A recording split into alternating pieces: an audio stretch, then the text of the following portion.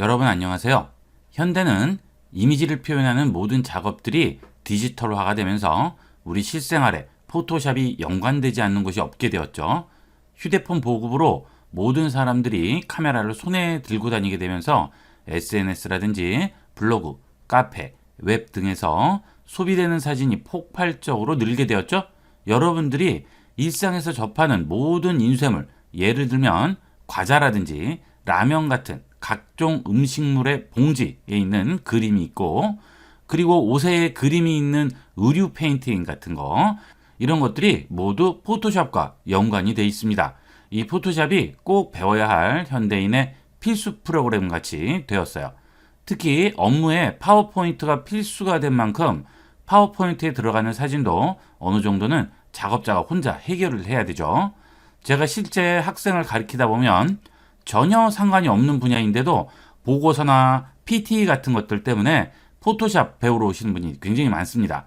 전혀 포토샵을 배울 필요가 없다고 하더라도 일상에서 스마트폰이라든지 TV, 카메라 등의 필수 기기를 활용하시려면 최소한 HD, FHD, 해상도, 픽셀 이런 것들이 무엇을 말하는지 정도는 알아야 하겠죠.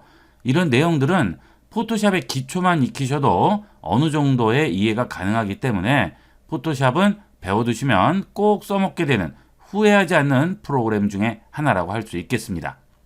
이 포토샵 기초 강의는 실제 포토샵으로 따라하면서 배우지 않아도 듣는 것만으로 이해가 가능하도록 제작했어요. 신경 써서 들으시기만 하면 나중에 언제라도 실제 포토샵을 접하게 되면 다른 사람의 몇 배의 속도로 습득하실 수 있다고 장담할 수 있어요. 하루에 20분만 투자하셔서 여름에서 보름 뒤에는 반드시 초보는 넘어서시도록 제가 만들어 드리겠습니다. 그 대신 하루에 20분 정도는 꼭 투자를 해주세요. 자, 그러면 수업에 들어가도록 하겠습니다. 자, 우선 이 포토샵은 어도비라는 회사에서 만들었죠. adobe.co.kr 들어오시게 되면 이렇게 어도비 페이지에서 우리가 포토샵을 다운을 받을 수 있는데요. 자, 여기 크리에이티비티 및 디자인 들어가시면 여기에 포토샵이라고 나오죠. 자, 이 포토샵 들어가 볼게요. 그러면 포토샵으로 무엇이든지 제작해서 나오고요. 여기에 무료 체험판 누르시게 되면 자, 7일은 무료로 쓸 수가 있어요. 자, 이 회원 가입을 해서 무료 체험판을 설치를 하게 되면 카드 번호 같은 거를 넣으실 경우에는 7일 후에는 결제가 돼버려요. 그러니까 그거는 좀 조심해서 하시고요. 7일 써보시고 나에게 좀 맞지 않는다 하면 무료 체험판 기간이 끝나기 전에 취소를 하면 되겠죠. 그래서 여러분들이 본 강의 과정을 한 5회차에서 7회차 사이에 들으시고요. 그 정도까지 들으셨는데도 정 아니다 싶으시면 취소를 하시면 되겠죠. 그래서 한번 써보시고 결정을 하시도록 하세요. 이 포토샵은 여러분 스마트폰으로 사진을 찍어서 편집을 한다든지 이런 거에도 다 쓰이기 때문에 배워두시면 활용할 때가 굉장히 많아요. 그래서 자주 쓰실 분들은 이런 식으로 이용을 하시면 되겠습니다. 자, 그래서 일단 설치를 하게 됩니다. 자, 그러면 여기에 포토샵 2021이라고 나오죠. 요거 실행을 해볼게요. 자, 포토샵을 처음 실행하시면 이런 화면이 나옵니다.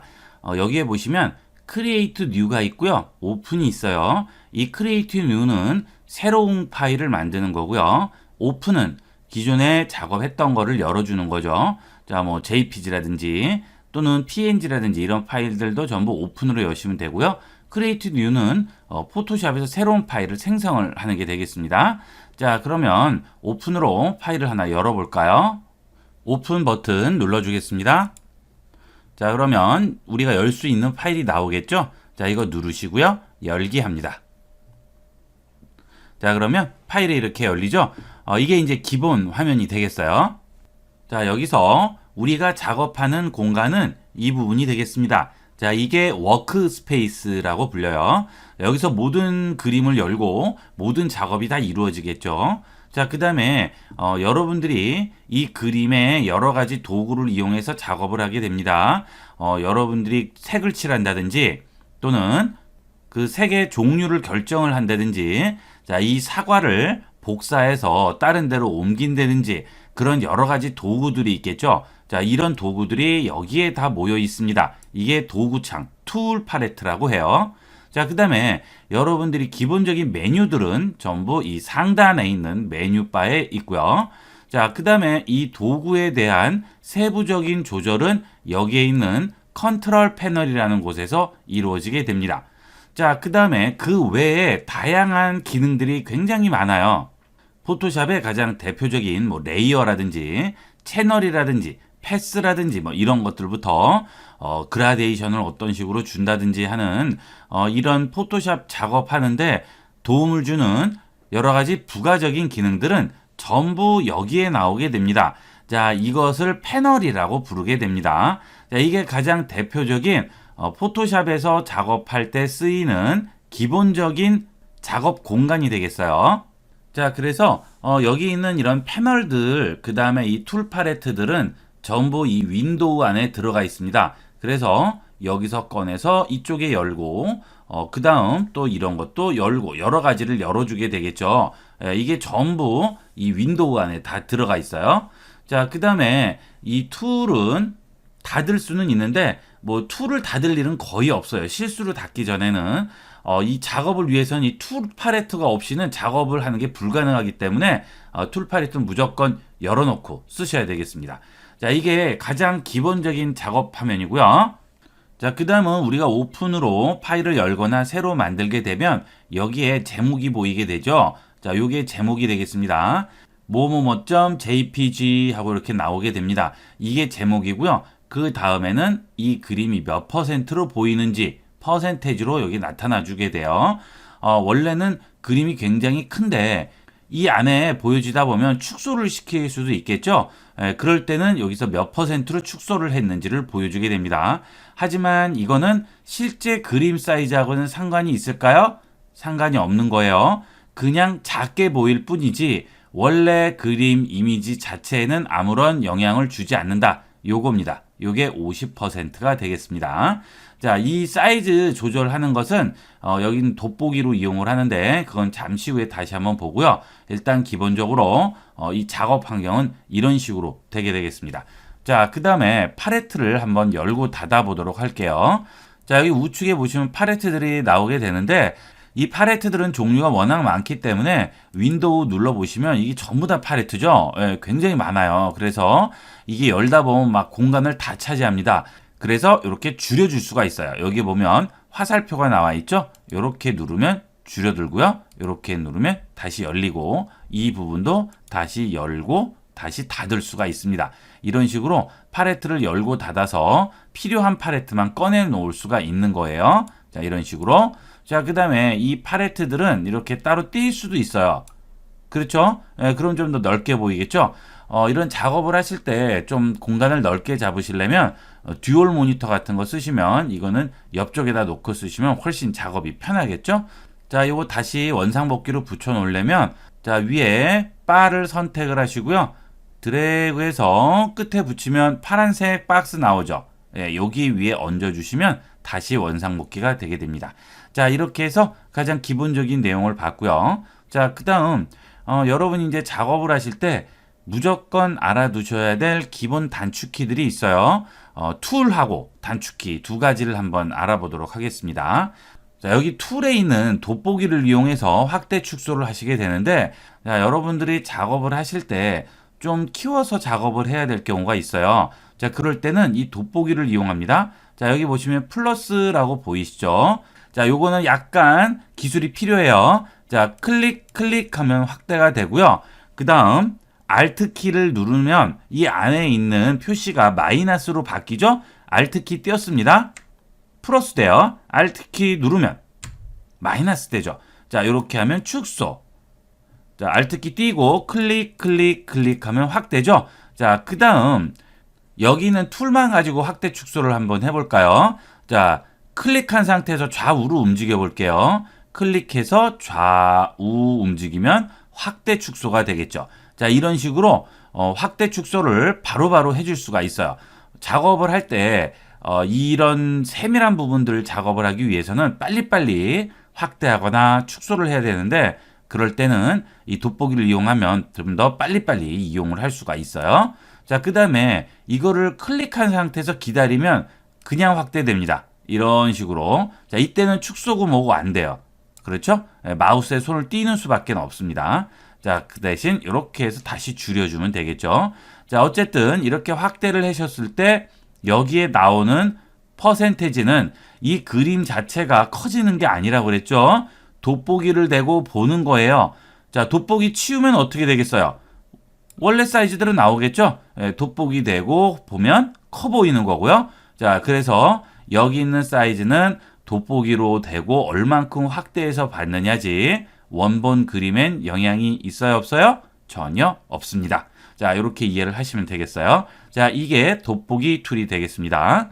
이 돋보기 툴 단축키 외우세요. 자, 여러분들이 작업을 하시다 보면 이 툴을 하나 작업을 할 때 수천 번도 왔다 갔다 해야 돼요.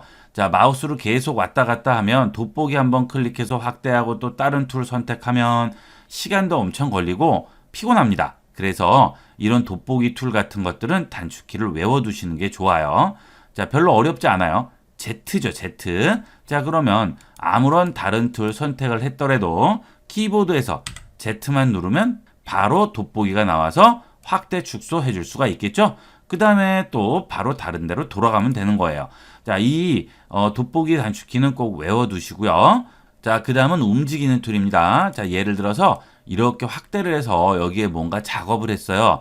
근데 자, 이 보이지 않는 이쪽에 작업을 해야 되는데 그러려면 이 사과를 움직여야 되잖아요. 자, 그러면 사과를 움직이기 위해서 이렇게 스크롤을 이용을 하는데 그럴 필요 없이 자, 여기 있는 손바닥 툴을 이용합니다. 자, 이 손바닥 툴 선택하시면 손바닥 모양이 나오죠. 자, 이 손바닥 툴은 보이지 않는 구역을 도화지를 이렇게 움직여서 우리가 보는 구역으로 옮기는 거예요. 이렇게 클릭 드래그를 해주면 자, 이렇게 움직일 수가 있죠. 도화지를. 이런 식으로 우리가 움직이면서 보는 건데요. 자, 여러분이 하나 헷갈리지 않으셔야 될 부분은 여기 있는 손바닥은 도화지를 이런 식으로 움직이는 거지 그림 자체에는 전혀 영향을 주는 게 아닙니다. 그냥 보는 구역만 잠깐 이렇게 와서 볼 뿐이지 그림 자체가 움직이는 건 아니에요. 자, 이해하시겠습니까? 우리가 가서 본다고 생각하시면 돼요. 어떻게 보면. 그래서 어쨌든 이 돋보기와 손바닥은 이 그림 자체에는 전혀 영향을 주는 게 아니다. 그렇게만 생각하시면 되겠어요. 자, 그리고 자, 이 손바닥 툴을 더블 클릭하면 이 화면에 딱 맞게 됩니다. 자, 예를 들어서 이렇게 확대를 했어요. 자, 이 손바닥 툴을 더블 클릭해 주시면 딱 들어오게 되겠죠. 지금 59.8%면 이 안에 딱 맞게 되는 거예요. 이게 바로 손바닥 툴이 되겠고요. 자, 이 손바닥 툴은 단축키가 스페이스바입니다. 자, 그래서 어떤 툴을 여러분이 선택하던 간에 스페이스바만 누르면 바뀌죠. 자, 누른 상태에서 손을 띄면 안 돼요. 누른 상태에서 자, 이렇게 클릭해서 움직이면 계속 원하는 위치로 움직일 수가 있겠죠? 이게 손바닥 툴이 되겠습니다. 자, 최소한도 얘와 얘 두 개는 무조건 외우세요. 단축키를. 안 그러면 이거 불편해서 못 써요. 제가 단축키를 뭐 여러 개를 알려드리진 않아요. 여러분이 하시면서 이 작업은 내가 많이 하는 작업인데 너무 불편하다. 그러면 그때 가서 외우시면 되는 거죠. 구태여 뭐 미리 외우실 필요가 없는 거예요. 단축키는. 본인에 맞는 작업에 필요한 단축키만 외우시면 됩니다. 하지만 손바닥과 돋보기는 이거는 무조건 외우세요. 이 두 개는. 자, 이렇게 해서 우리가 가장 기본적인 포토샵의 작업 화면과 손바닥 툴과 돋보기 툴의 기본 사용법을 익혀봤습니다. 자, 다음 시간부터는 본격적으로 배워보도록 할게요. 자, 이번 시간은 여기까지 하도록 하겠습니다. 감사합니다.